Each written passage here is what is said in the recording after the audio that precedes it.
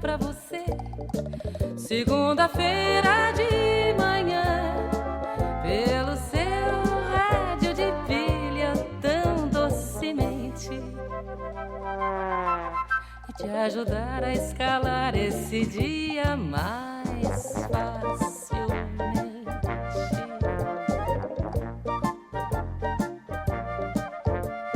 Quero juntar minha voz matinal aos restos dos sons noturnos e aos cheiros domingueiros que ainda boiam na casa e em você, para que junto com o café e o pão se dê o milagre de ouvir latir o coração, ou quem sabe algum projeto, uma lembrança, uma saudade à toa venha nascendo com o dia numa boa.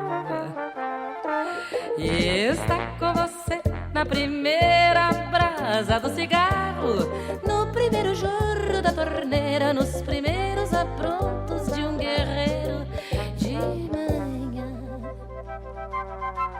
para que saias com alguma alegria bem normal, que dure pelo menos até você comprar e ler o primeiro jornal.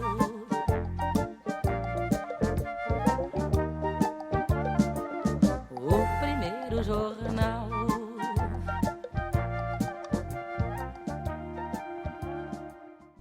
Vergonha era a palavra para definir o que o Brasil sentia dele mesmo naquele início de nova década. Era como se as pessoas se esquecessem de que o país em que viviam, com cultura própria, bandeira e hino nacional, ainda era delas.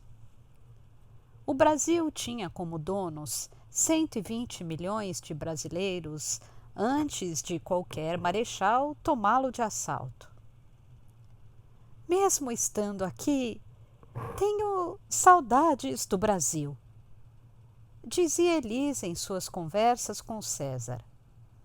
Era como se os anos de chumbo tivessem sequestrado símbolos seculares de domínio público, como o próprio hino, que era escutado agora com um pé atrás e uma emoção contida, mesmo em dias de jogos da seleção brasileira.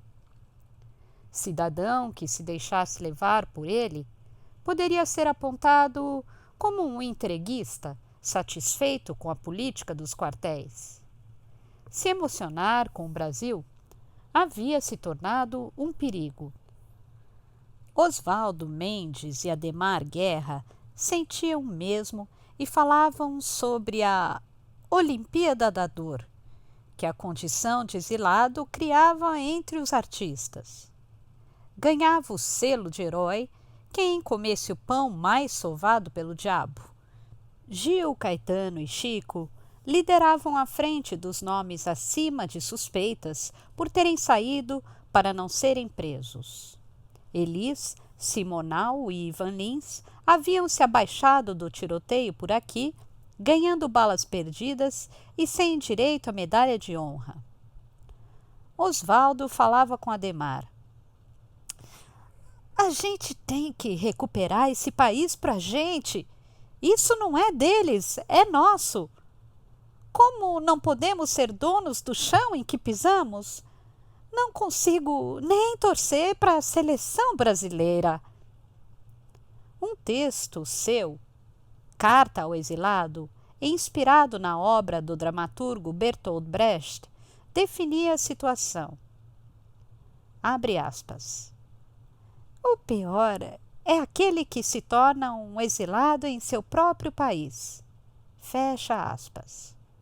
Quando Elise e César se sentaram com Adhemar e Oswaldo para rabiscarem as ideias de um novo espetáculo, foi como riscar o fósforo perto de uma bomba de gasolina. As saudades de um Brasil distante careciam de um descongestionante das vias respiratórias que viria em forma de show. Inspirado no título do recém-lançado disco da pianista Eudóxia de Barros, e não em uma música de Tom Jobim, como acreditou-se, Oswaldo propôs Saudade do Brasil como nome. Baseado na ideia dos que viviam em um país roubado de seus habitantes, uma nova produção foi sendo desenhada.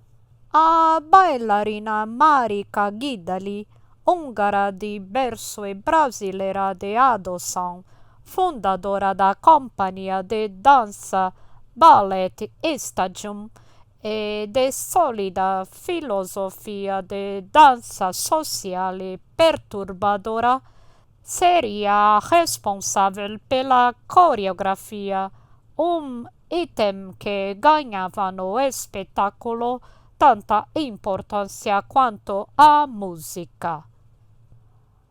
Marica era amiga de Elis antes de qualquer montagem. Na verdade, dançar com a especialista era uma moda entre as atrizes famosas da TV, como Regina Duarte e Sônia Braga, à qual Elis havia aderido com uma dedicação chinesa. O espetáculo teria gente no palco com cara de Brasil, sem plumas, lantejoulas, fantasias nem glamour. Além dos músicos, 11 pessoas formariam um corpo de baile que contracenaria com Elis o tempo todo. Um congestionamento de corpos que poderia provocar efeitos belíssimos em trombadas homéricas. Ademar era um craque na direção de espetáculos populosos e Marica uma especialista em tirar movimentos e expressões sem violentar personalidades. O time estava afiado no conceito do que queria, decidido depois de longas rodadas em mesas de restaurantes. A primeira dúvida veio logo. Quem vai formar o chorus line? Que é isso? Pensou César. Vários elementos humanos dizendo textos e até mesmo cantando, explicou Ademar. Mas quem? Se era um espetáculo sobre a saudade de um Brasil puro, não faria sentido colocar ali bailarinos profissionais. Ademar propôs colocar um anúncio no jornal de forma a não atrair atenções de profissionais. Maldita a hora em que Marica consentiu. O jornal O Estado de São Paulo trazia a notícia. Elis escolhe elenco para novo show. E detalhava que para a formação da trupe haverá hoje entrevistas com atores, cantores e bailarinos com idade acima de 18 anos de ambos os sexos e que tenham disponibilidade para viajar. Às 19 horas daquele dia, o mundo parecia que iria acabar em frente ao número 2985 da Rua Augusta. Era pior do que a fila de desempregado na Caixa Econômica Federal no início de uma recessão que abria o que os economistas chamariam de década perdida. No dia e hora marcados no anúncio, milhares de pessoas apareciam diante da estreita porta que dava acesso às dependências do Balé Estágio, na Rua Augusta, sedentos por participarem de um musical, fazendo-se sabe lá o quê. Se era o Brasil das ruas que Elis queria, ali estava ele todo com vendedores ambulantes, feirantes, comerciantes, bailarinos, músicos, enfermeiros, balconistas. Uma audição rápida faria a primeira peneira que escolheria os selecionados para as próximas fases. Ademar, Oswaldo, César e Marica ficavam na bancada. Elis não podia aparecer para não matar o candidato de parada cardíaca. Enquanto os testes rolavam, ela se escondia em uma salinha nos fundos do estágio, lendo livros e revistas de dança. Marica percebeu a dimensão da roubada quando viu que nem mais uma mosca conseguiria passar pelo corredor cheio de degraus que levava à grande sala da companhia. Miúda e elástica, a bailarina conseguiu sair da sede e descer até a entrada antes que a multidão despertasse as ganas da polícia.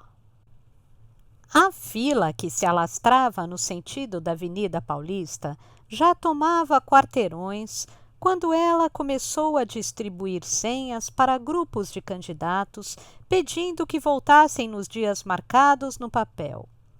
Ali mesmo, aproveitava para fazer algumas dispensas.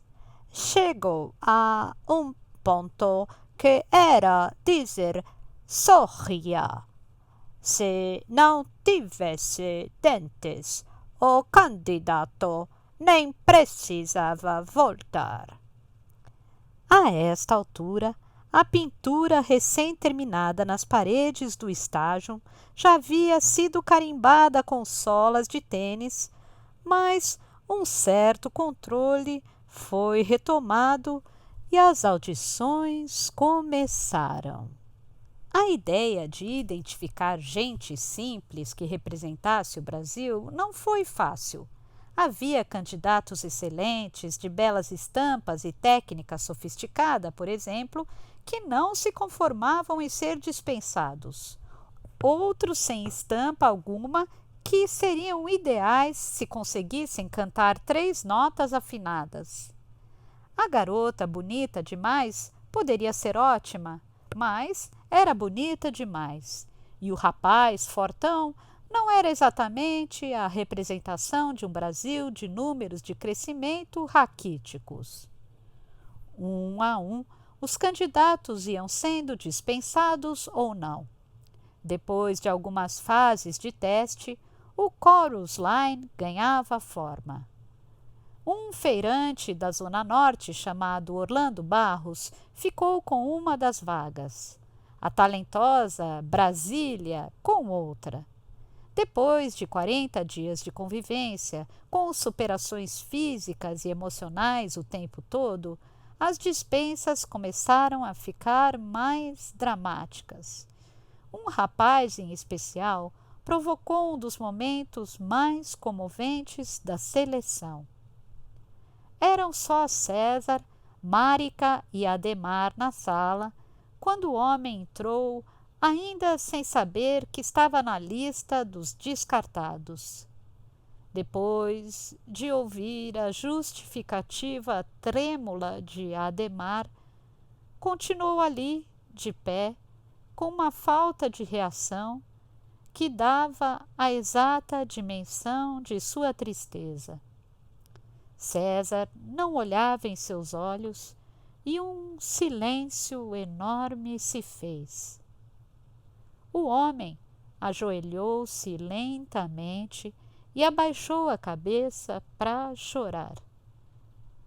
Um choro religioso, sem escândalos nem desespero, mas com uma agonia que se espalhou pela sala.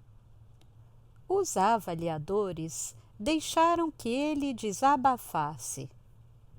Desculpem, mas eu queria agradecer a vocês. Passei 40 dias da minha vida aprendendo a ser gente. O que vocês me proporcionaram aqui, escola nenhuma vai me dar. Obrigado. Daqueles mais de 700 candidatos, 11 foram escolhidos. Márica suou para ensaiar cada fazendo-os entender que nada poderia ser maior do que Elis Regina. Depois de conseguir traçar as linhas de movimentos de cada quadro, passou a lapidar outra pedreira. os músicos. Natan já vinha das aulas de andar e fazer acordes ao mesmo tempo ministradas na escola de Falso Brilhante. Mas os demais haviam sido recrutados por César exclusivamente para o espetáculo. Em uma conversa com Walter Silva, César falou de sua temporada de caça a novos músicos de São Paulo e ouviu 4 nomes: o trompetista Nonô Camargo, o clarinetista Paulo Garfunkel, o tecladista Sérgio Henriquez e um jovem de 20 anos de São Bernardo do Campo que jantava um trombone que não era brincadeira. Seu nome, Itacir Bocato Júnior, uma cobra de asas que logo ganharia o mundo, respondendo apenas por Bocato. Antes que se concretizasse qualquer indicação, um sonho levaria Bocato a Elis. Aluno da Fundação das Artes de São Caetano, o garoto ficou sabendo que um pessoal ligado à cantora estava fazendo um teste com instrumentistas nas dependências da fundação, para o qual nem ele nem o amigo Nonô haviam sido convidados. Algo bateu no trombonista assim que o nome de Elis acionou a lembrança de um sonho que tivera dias antes de saber do teste, no qual era ovacionado tocando Eu, em Rosa, na banda da cantora. Depois de narrá-lo para Nonô, seguiram os dois para a fundação. Ao chegar, encontraram outros 10 aspirantes ao posto, além de César e Rogério, irmão de Elis, ouvindo um a um. Bocato e Nonô impressionaram, exatamente como Walter Silva e também o baixista Cisão Machado haviam antecipado a César. Rogério anotou o número do RG dos dois e pediu que não comentassem nada com os amigos. Eles estavam no time. A rede das indicações começou a funcionar e logo César tinha a seu dispor 13 instrumentistas cheios de talentos para criar uma sonoridade cheia, preenchida por banda, sopros e vozes. O segundo passo seria definir os diálogos. Ademar pediu que Osvaldo adiantasse o roteiro com as falas de Elis, mas daí saiu faísca. Ademar, quem fala no palco é Maria Bethânia, a Elis não. Puxa daqui, contorna dali, ficou definido que Elis não falaria, mas os personagens sim. Osvaldo havia colhido histórias durante o processo de seleção e se inspirado nelas para montar os textos. No início dos ensaios no Teatro Procópio Ferreira, já com a marcação dos personagens e algum texto definido, Ademar virou-se para Osvaldo. Pô, mas agora os personagens estão falando mais que a Elis. Estão ficando mais importantes que ela. Osvaldo se rebelou para o deleite de quem passasse pela Rua Augusta naquele momento. Ademar, esquece. Eu estou fora. Não vou mais escrever texto nenhum. Primeiro ela fala, depois os outros falam demais. É impossível, Ademar. Faz o seguinte, resolve isso na base do corpo e da coreografia. Era o remédio amargo que Ademar precisava tomar. A solução estava à sua frente. As músicas e os corpos já tinham texto de sobra. Mais palavras e o espetáculo cairia na redundância. Márica e Elis se tornaram mais próximas do que simples aluna e professora durante a preparação do show. Em um ensaio, a coreógrafa fechou os olhos sentada e dobrou a cabeça para trás, envolvida com a dança e a voz de Elis. Quando voltou a si, não conseguiu se levantar. Suas costas estavam travadas na região lombar por ter passado tanto tempo na mesma posição. Além de dar ombro e conselho nos momentos de solidão e angústia de Elis, Marica ouvia seus dramas. Um deles recorrente aos ouvidos de outros confidentes. Elis se frustrava por não ser uma cantora popular. Popular, para ela, eram Maria Bethânia e Gal Costa.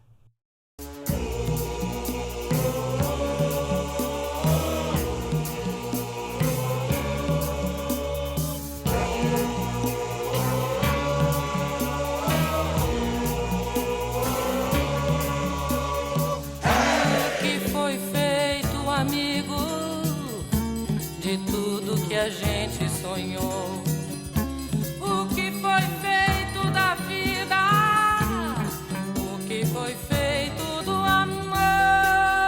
Quisera encontrar aquele verso menino que escrevi há tantos anos atrás. Falo assim sem saudade, falo assim com saber. Se muito vale o já feito, mais vale o que será. Mais vale o que será. E o que foi feito é preciso conhecer para melhor prosseguir. Falo assim sem tristeza, falo por acreditar que é cobrando o que fomos que nós iremos crescer.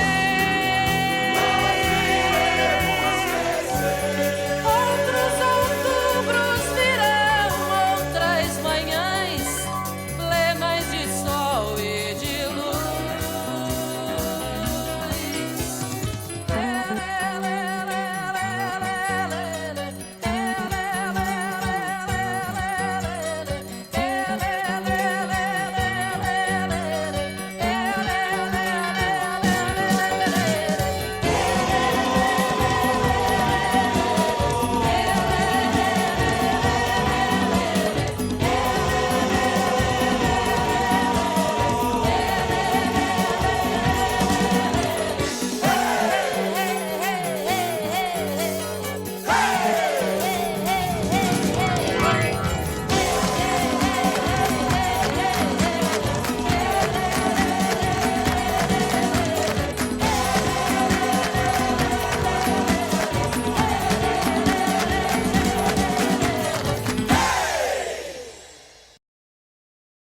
A intimidade acenderia ainda um novo projeto em Elis. Fazerem juntas pelo Brasil espetáculos de música e dança usando as mesmas estruturas de palco e de transporte. Uma ideia que não teriam tempo para tirar do papel. Depois da fase de ensaios, toda a trupe saiu de carro pela Rio Santos para a temporada de estreia de Saudade do Brasil no Rio de Janeiro.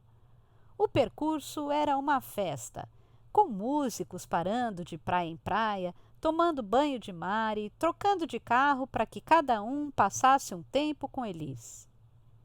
Ao olhar para a figura nada comum do grandalhão Bocato, Elis lhe adesivou um apelido. New Crazy. O mais louco da turma justificava o termo. Mas, em uma das apresentações em que dançava ao lado de Paulo Garfunkel e Chiquinho Brandão durante a música O Primeiro Jornal, Bocato foi pego de surpresa. Algum parceiro, que ele jamais soube quem, amassou o papel higiênico, fez uma bola e colocou dentro da boca do seu instrumento. Quando dançava, foi dar uma nota e a bola de papel saiu como um torpedo do trombone em direção a Elis. Assim que o show terminou, Elis saiu do palco correndo atrás de Bocato, que se trancou no camarim. Vai ter retaliação! Gritava Elis, sorrindo. A chegada ao Canecão não foi uma tranquilidade. Ao saber que a temporada anterior havia sido da baiana Maria Bethânia, Elis pediu profundas alterações no camarim, redecorando o espaço e acendendo incensos durante a semana de ensaio. Os motivos de tantos cuidados ela não dizia a ninguém. A estreia em 20 de março de 1980 estava definida, exceto por 2 detalhes. Elis, primeiro, precisava de uma roupa sem brilho nem estampa, de uma simplicidade que dialogasse com a intenção do show. Saiu com Marica por Copacabana em busca de uma peça mais discreta que as barracas do Rio poderiam vender.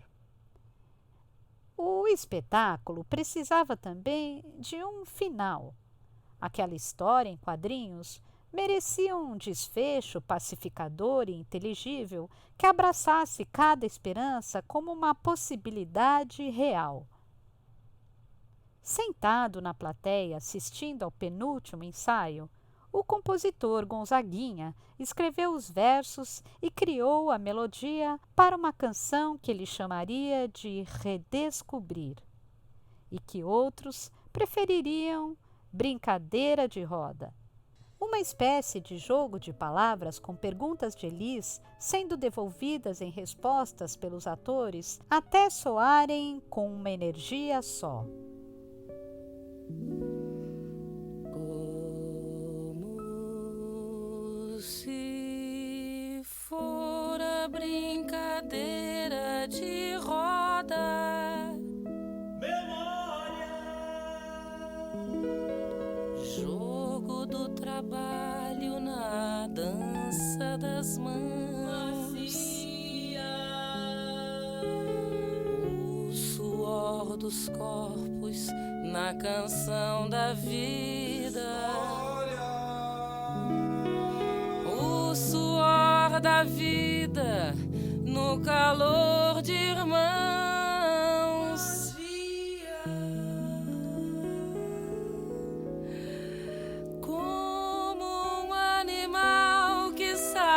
Da floresta,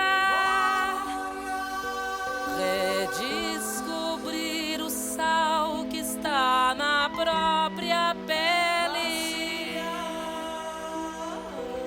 redescobrir o doce no lamber das línguas, redescobrir o gosto e o sabor da festa.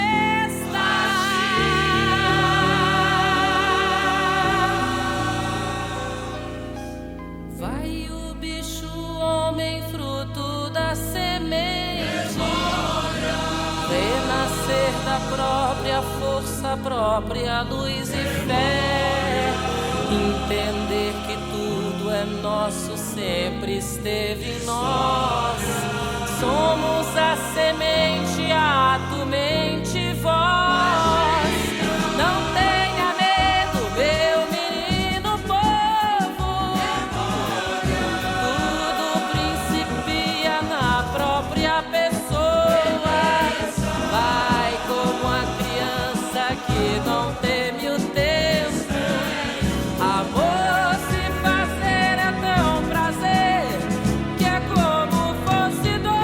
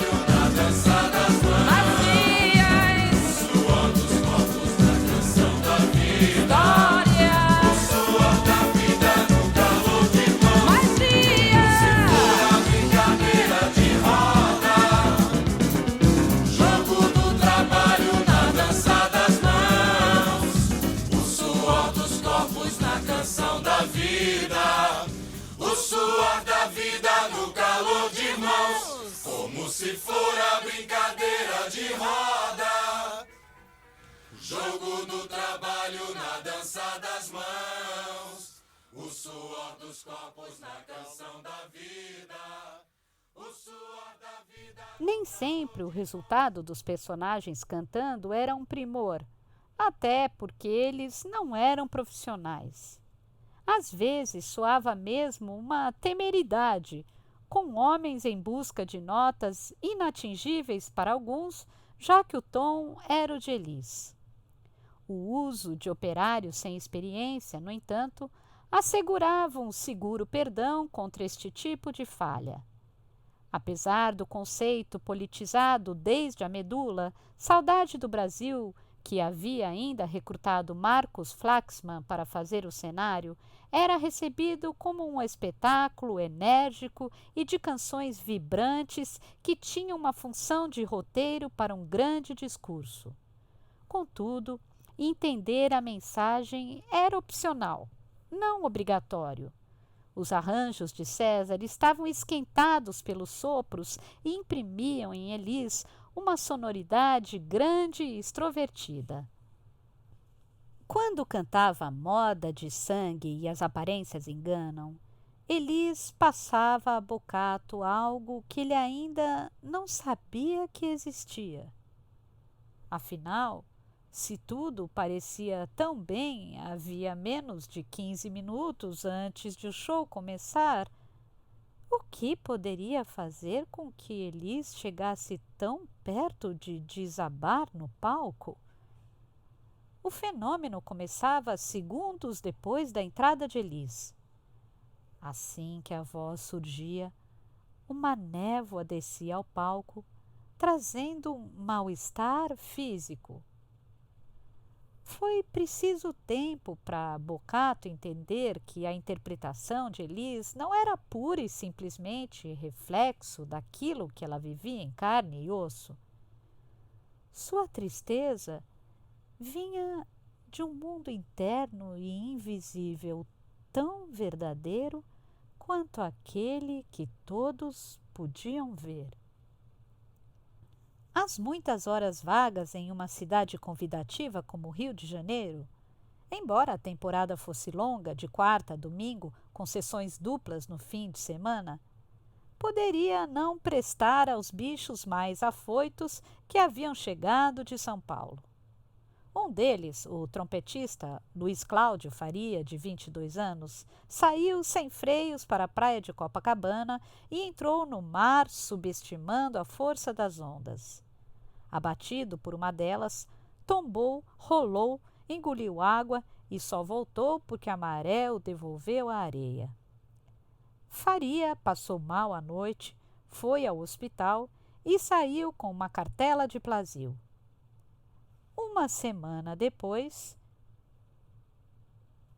Uma semana depois, correu de novo em direção ao mar e se jogou nas águas de uma praia gelada no Recreio, quando sentiu choque térmico e desconforto no peito. De volta ao hospital, foi diagnosticado com pneumotórax, um problema pulmonar que, se não tratado, poderia levá-lo à morte.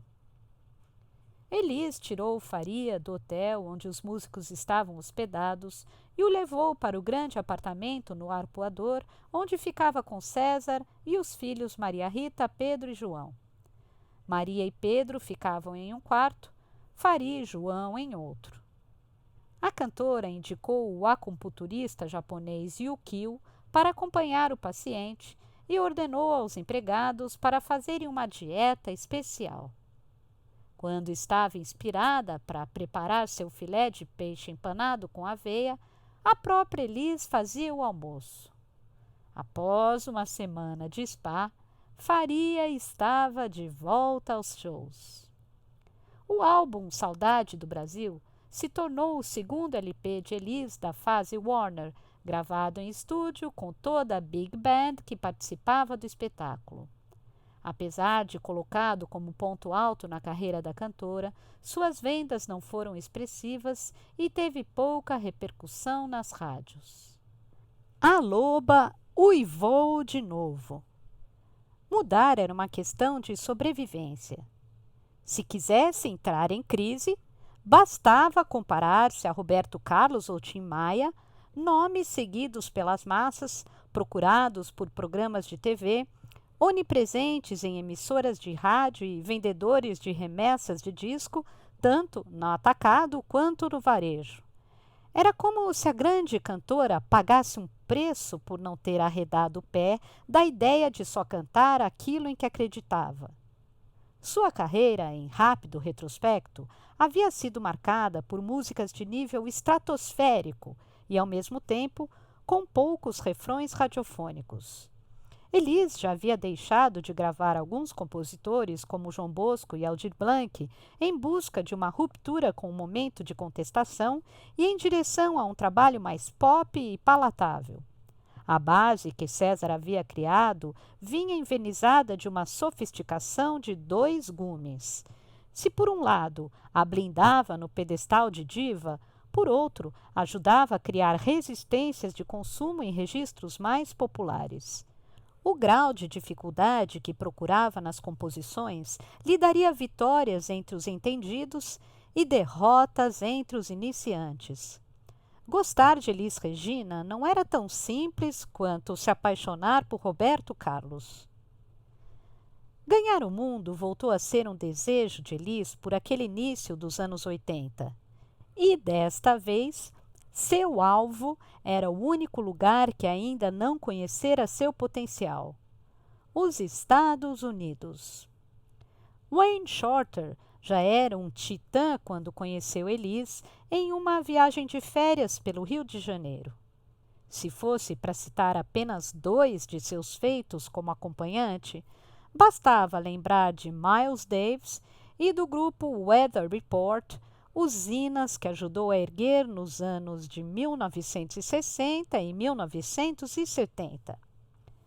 De repente, Elis e César, também de forte formação jazzística, viram em Shorter uma porta para o exterior e passaram a sonhar com um disco em conjunto arrebatador de público e crítica como fora o álbum com Tom Jobim.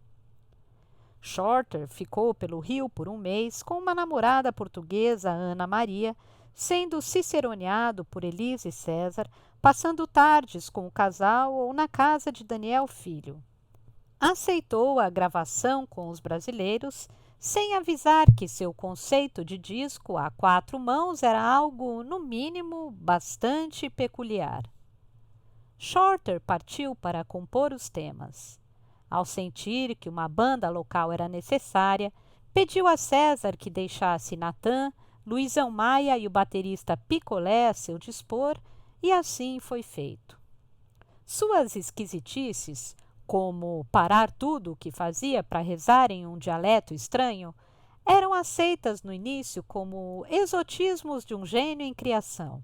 Mas os dias se passaram e a brincadeira começou a perder a graça.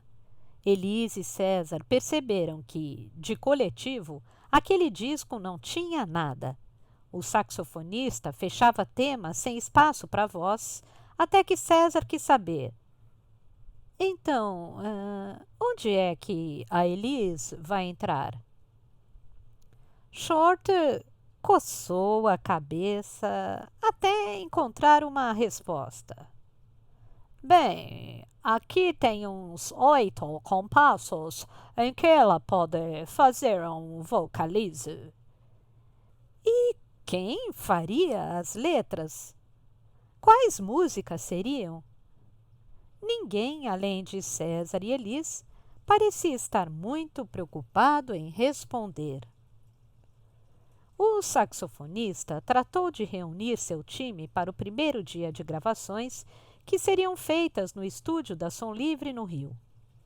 Músicos e técnicos norte-americanos, vindos especialmente para o projeto, dominavam os espaços com instrumentos e amplificadores espalhados pela sala. O clima foi pesando. Do escanteio em que foram jogados desde o início do projeto, Elis e César já haviam se tornado gandulas. Só faltava pedir para servirem o café. Quando Shorter abriu a mala de partituras, César se viu em nova enroscada. Sua escrita era algo muito pessoal, quase indecifrável. Ao seu estilo, o saxofonista se aproximou com mais uma observação ao brasileiro. Não precisa se preocupar. Só faz sua parte, porque baixo e guitarra vamos fazer nos Estados Unidos. Vocês vão servir de guia. Elis não deve ter escutado. Ao contrário da passividade de César, teria mandado Shorter as favas em 2 segundos. A batata do gringo assava sem ele perceber. Elis só esperava a deixa para chutar o último graveto que sustentava o circo. E ela veio logo. Assim que começaram a passar o som, Shorter se aproximou de César, pegou suas mãos sobre o teclado do piano e as posicionou como queria, reforçando com uma frase. Toque assim. A casa caiu. Elis arremessou o caríssimo microfone Shure que segurava no chão, se virou para o saxofonista e gritou: Tira a mão do meu homem! César fechou o piano e se levantou. Não tem mais gravação. Shorter apenas agradeceu. Thank you. Guardou seu instrumento, passou na Joatinga para pegar suas coisas e se mandou para os Estados Unidos.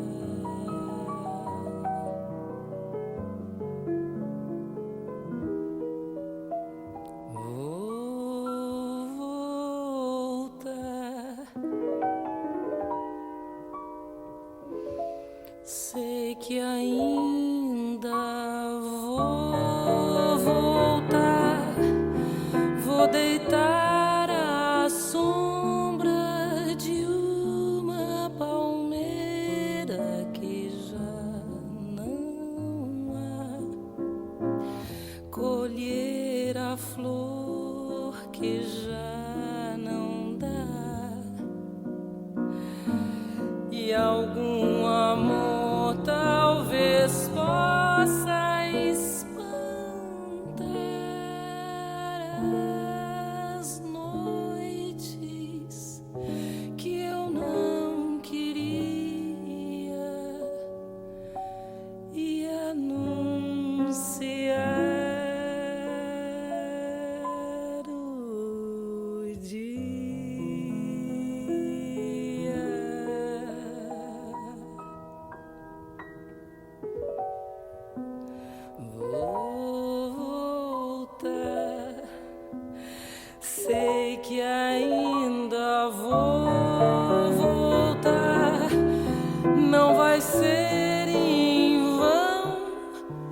E fiz tantos planos de me enganar, como fiz enganos de me encontrar, como fiz estradas de me perder, fiz de tudo